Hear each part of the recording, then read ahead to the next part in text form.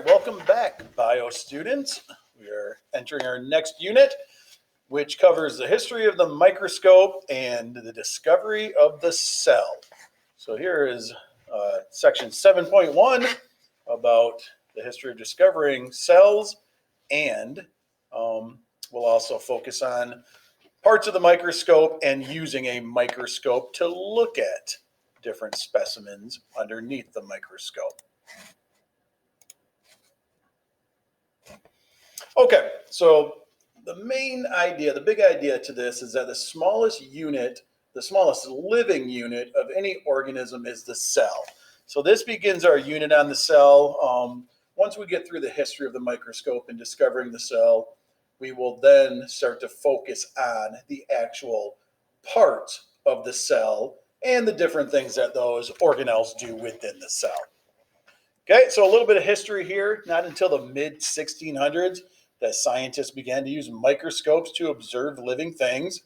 In 1665, Robert Hooke used an early compound microscope to look at a non-living thin slice of cork, which is a plant material.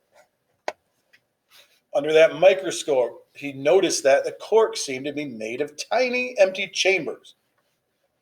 Hooke called these chambers cells because of the cells that monks lived in, like a dormitory. And the term cell is still used in biology to this day. Today we know that living cells are not empty chambers. And like I said, we will get into breaking the actual cells into the parts that are the organelles that make up the entire cell and the different functions that those perform. In Holland, a scientist named Anton van Leeuwenhoek looked at pond water and some other things, and he drew the organisms which he saw, which today we call bacteria.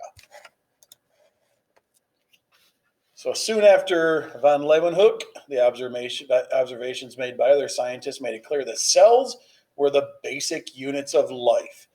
A little more history. In 1838, Matthias Schleiden concluded that all plants are made of cells.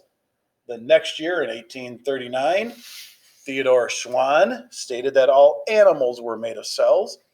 And in 1855, Rudolf Virchow concluded that the new cells could be produced only from the division of existing cells. And that leads us to our cell theory. Okay, so there's three parts to the cell theory, and it's based on those discoveries by those scientists in the 1800s. The cell theory states that, number one, all living things are made of cells. Number two, cells are the basic unit of structure and function in living things. And number three, that new cells are produced from pre-existing cells through cell division. Those are the three parts of the cell theory.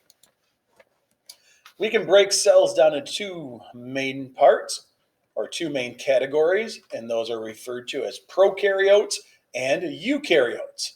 And the one thing that determines whether it's prokaryotic or eukaryotic is whether or not it has a nucleus. Okay, and you'll learn more about the nucleus later, but the nucleus is just a large membrane enclosed structure that contains the cell's DNA. The nucleus also controls many of the cell's activities. But for this unit right here, for this lecture, just know that the nucleus is important because whether or not it has a nucleus determines whether or not we call it a prokaryote or a eukaryote. So, a few more differences between prokaryotes and eukaryotes. Eukaryotes enclose their DNA in the nucleus, and because prokaryotes do not have a nucleus, they do not enclose their DNA in the nucleus. A couple of diagrams of prokaryotes and eukaryotes. You can see that the eukaryotic cells are more complex. That includes plants and animal cells. And the prokaryotic cell is much more simple.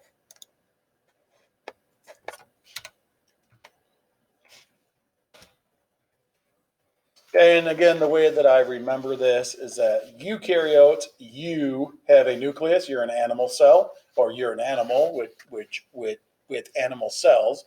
So eukaryotes, you have a nucleus. And pro sounds like no, which to me means no nucleus. Okay, prokaryotes here are smaller and simpler than eukaryotic cells. The example would be bacteria. And then the eukaryotic cells, again, more complex, has a nucleus, and includes plant and animal cells. Eukaryotes are much larger, more complex. Most eukaryotes are highly specialized based on the organelles that they have in them. And again, some of the examples are listed there. And that is it for our lecture on the history of the microscope and the two different types of cells in the cell theory. When you return to class, we will practice using the microscope and also watch a couple of short tutorial videos on the history of the microscope and the history of the discovery of the cell.